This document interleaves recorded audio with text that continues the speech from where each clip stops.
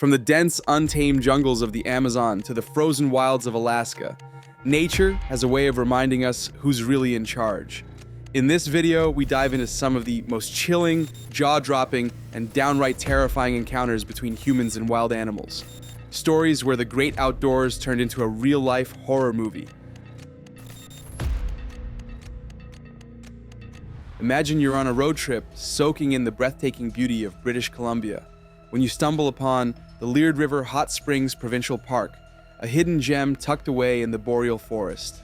It's the perfect spot to unwind in nature's very own hot tub.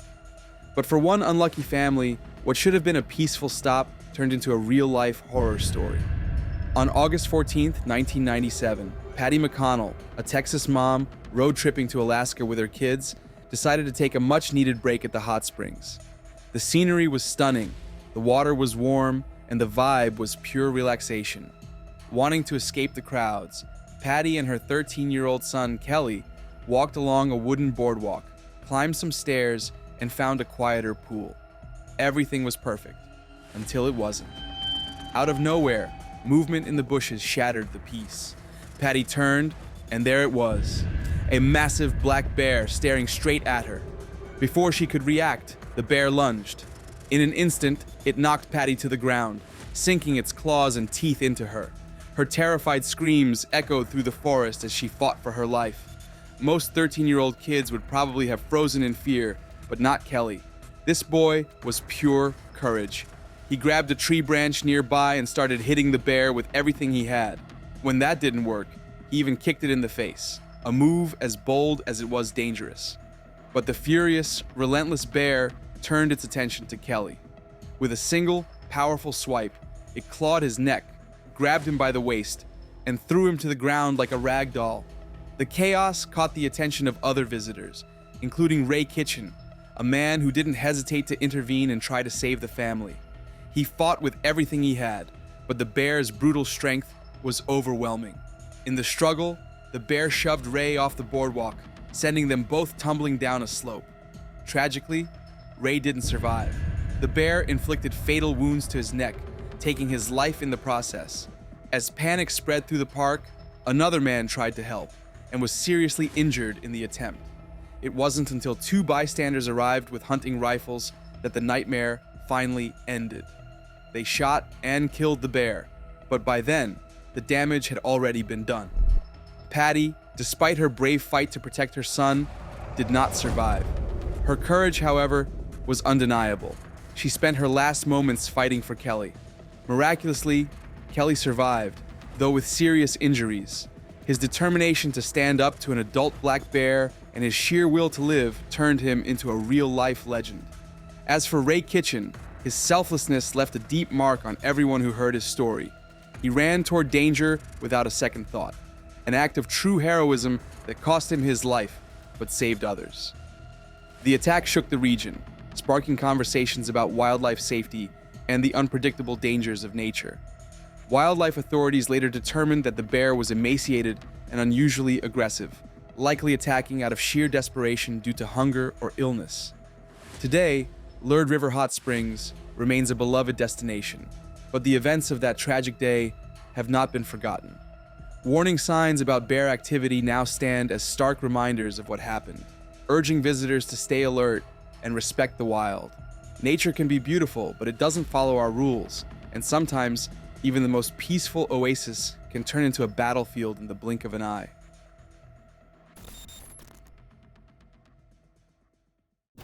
Picture this. It's March 5th, 2019, in the sleepy little town of Zlin, tucked away in the eastern Czech Republic. The kind of place where the loudest sounds are a rooster crowing or a tractor humming. That was until Michal Prasek showed up.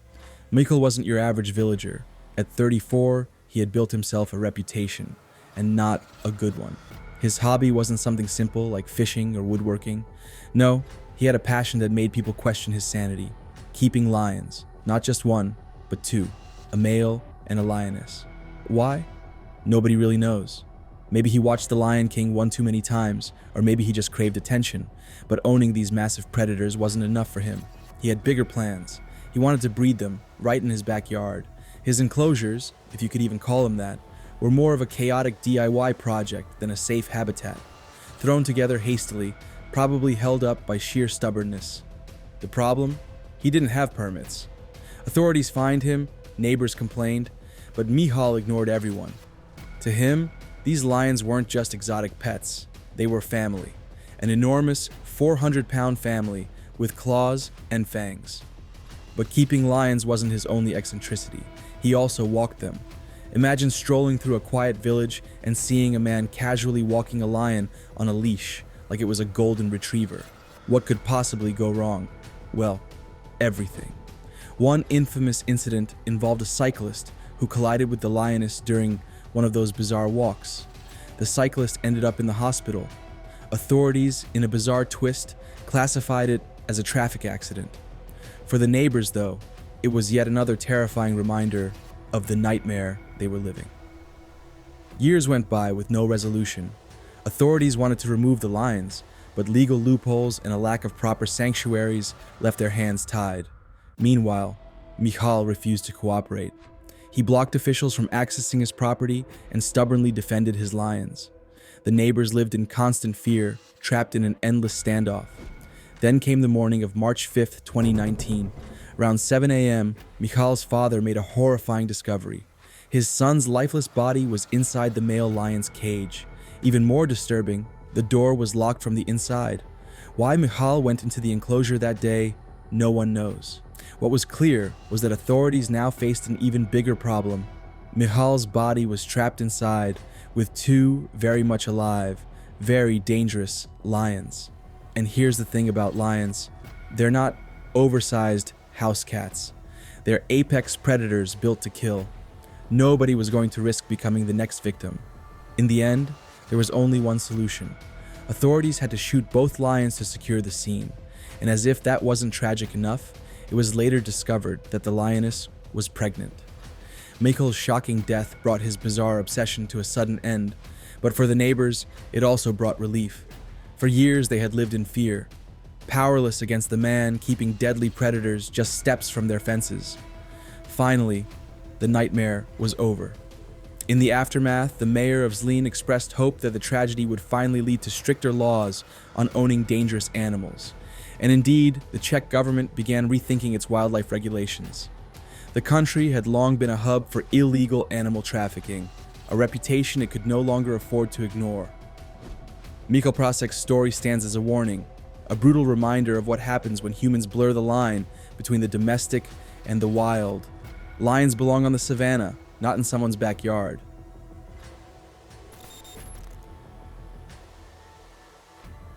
A split-second decision, a predator lurking in the shadows, a family outing turned nightmare.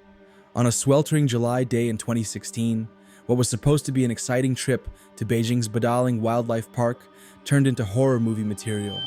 This park, famous for its drive-through safari, lets visitors get up close and personal with majestic Siberian tigers, all from the supposed safety of their cars. But that safety only works if you follow the rules. One careless move, one moment of distraction, and suddenly, you're not just a spectator, you're the main course. It all started with a heated argument inside a car. Tensions were running high between a woman named Zhao and her family. Frustrated, and maybe wanting to prove a point, she did something unthinkable. She opened the car door. Yes, right in the middle of the tiger enclosure. Maybe she just wanted some fresh air. Maybe she wasn't thinking at all. But here's the thing about tigers. They don't do timeouts. Before she could process her mistake, the jungle came alive. From the shadows, a massive Siberian tiger pounced on her with terrifying speed. In an instant, the 400-pound predator clamped its jaws on her and started dragging her away. Screams erupted. Panic exploded inside the car. Her family, frozen in horror, had only seconds to act. That's when Zhao's mother, in a desperate act of heroism, did what any mom would do. She ran straight toward the danger, but nature is merciless. A second tiger, larger, faster, and even fiercer than the first, attacked. The impact was brutal. The beast slammed her down with such force, it chilled the blood of anyone who later watched the footage. She had no chance. Unlike Zhao, she would not make it out alive. Every horrifying second was caught on security cameras. The footage eventually leaked online, shocking the world. Viewers watched in horror as the tigers vanished into the undergrowth with their victims. By the time park staff and emergency teams arrived, the nightmare was over. Incredibly, Xiao survived, severely injured, but alive. Her mother, tragically, did not. Her brave attempt to save her daughter cost her everything. The incident sparked immediate outrage and a flood of questions. The park had clear rules: stay inside the vehicle, keep windows shut, doors locked. But Xiao later claimed she didn't know what she'd signed before entering. According to her, she thought it was just standard paperwork, not a serious liability waiver warning of hidden dangers. To make matters worse, she accused the park of failing to respond quickly enough. She insisted a nearby staff vehicle should have intervened to help. That accusation shook China, with many criticizing both the park's safety measures and Xiao's reckless mistake. But the real lesson is this: Mother Nature doesn't care about misunderstandings. Siberian tigers are apex predators. They're designed to hunt, overpower, and kill prey far larger than themselves. Once they lock onto a target, there are no negotiations, no mercy, just raw, primal instinct. One misstep, one fatal lapse in judgment, and a mother sacrificed herself in the ultimate act of love. Today, the tiger enclosure at Badaling Wildlife Park is still open, but those who visit do so with a renewed sense of caution. Because if this tragedy proved anything, it's that in the wild, the rules are not suggestions, and one wrong move is the difference between watching tigers and becoming the main event. In the summer of 2011, a group of British teenagers set out on what was supposed to be the adventure of a lifetime: a month-long Arctic expedition in the icy wilderness of Svalbard, Norway. Organized by the British Schools Exploring Society, BSES, this trip promised an exciting mix of science, survival, and snow. The kids were eager to see majestic polar bears in their natural habitat, study the effects of climate change, and make unforgettable memories. Sadly, what began as an awe-inspiring journey quickly turned into a nightmare, one that tragically claimed the life of 17-year-old Horatio Chappell, a young man who dreamed of becoming a doctor. The group, made up of 80 students, arrived in Svalbard buzzing with excitement. The organizers assured them that strict safety measures were in place to protect them in one of the most extreme environments on Earth. Tripwires with small explosive charges were set up around the camp to deter wildlife. Hand flares were available to scare off unwanted visitors, and one adult leader carried a firearm, just in case. But those precautions turned out to be far less reliable than they seemed. Shortly after setting up camp, the group discovered major problems with their equipment. First, there weren't enough flares for everyone, leaving many students without a critical line of defense. Then they realized some of the tripwires, meant to detect and scare off approaching bears, were either faulty or poorly installed. To make matters worse, the leader's gun wasn't exactly state-of-the-art. It was an old rifle, far from ideal for a life-or-death emergency. And then, in the early hours of August the 5th, the worst-case scenario became a terrifying reality. A starving polar bear, likely struggling to find food in the rapidly changing Arctic ecosystem, wandered into the camp. Driven by desperation, it ignored its usual instinct to avoid humans, and instead saw an easy meal. The bear slipped into the camp undetected, approaching the tents where the teenagers slept soundly. Then, all hell broke loose. The bear ripped open Horatio's tent, launching into a frenzied attack. One of his companions was bitten on the head before the bear turned its focus on Horatio. In the chaos, Horatio was dragged out of the tent and brutally mauled, while his terrified friends fled for safety. The entire camp erupted in panic. Screams echoed across the icy landscape as the bear continued its rampage, injuring 4 more members of the expedition, including 2 adult leaders who desperately tried to stop the attack. But their outdated rifle was hardly reliable. They struggled to get it to fire, frantically trying to bring the beast down. After a tense, terrifying struggle, they finally managed to shoot and kill the bear, but by then, it was too late. Horatio was gone. News of the tragedy shook the world, raising serious questions about the safety protocols of such high-risk expeditions. A trip designed to inspire and educate had instead exposed the deadly consequences of poor planning, faulty equipment, inadequate training, and an unreliable firearm that left the group vulnerable to one of nature's most powerful predators. For Horatio's family and friends, the loss was unimaginable. He was a bright, compassionate young man on the brink of adulthood, eager to make a difference in the world. His death became a heartbreaking reminder of nature's unpredictability and the immense responsibility that comes with venturing into its domain.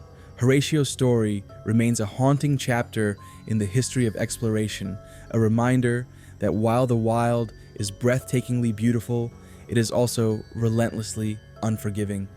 Those who knew him continue to honor his memory, remembering his adventurous spirit and love of discovery. Some stories are so unbelievable they sound like they came straight out of a movie. This is one of them. It was just another Sunday in October 2009. Or at least, that's how it started.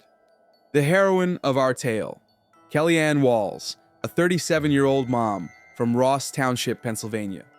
She wasn't just your average animal lover. While most people are content with a dog, maybe a cat or two, Kellyanne went all in.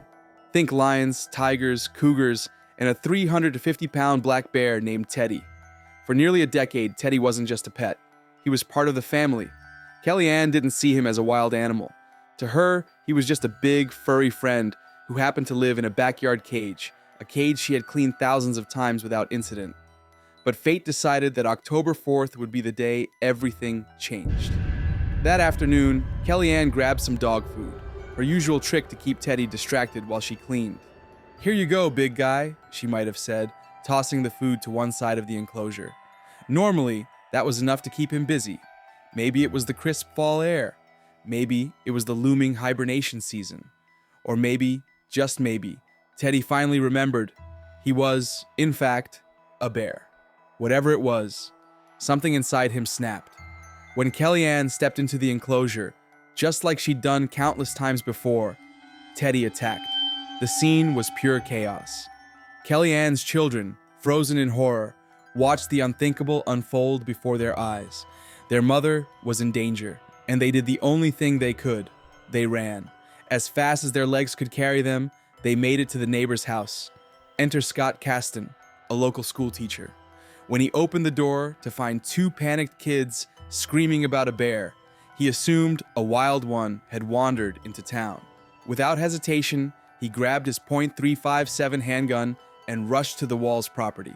What he saw when he arrived was far worse than he imagined. Teddy was still attacking. Kellyanne lay unconscious, and the bear wasn't finished. When Teddy turned his attention towards Scott, the neighbor had to choose: stand there and become the bear's next target, or act fast. Instinct took over. One shot. The bullet struck Teddy, killing him instantly. With the bear down, Scott rushed to Kellyanne and called for help, but it was too late. By the time paramedics arrived, there was nothing they could do. Kellyanne was gone. The news rocked the entire community. She wasn't just an animal lover. She was a kind, gentle woman who had poured her heart into caring for the creatures she adored. Her funeral was packed with grieving friends, neighbors, and family members who couldn't believe such a tragedy had struck their quiet town. But as the mourning continued, so did the questions. It turned out there had been warning signs. For one, Kellyanne's husband, Michael Walls, had let his permits to own exotic animals expire more than a year earlier.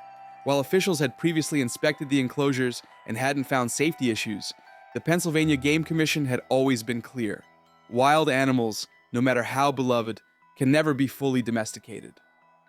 And so, Kellyanne's story became a bittersweet lesson. Her passion for animals was undeniable. Her love for Teddy was real. But in the end, love wasn't enough to override the instincts of nature.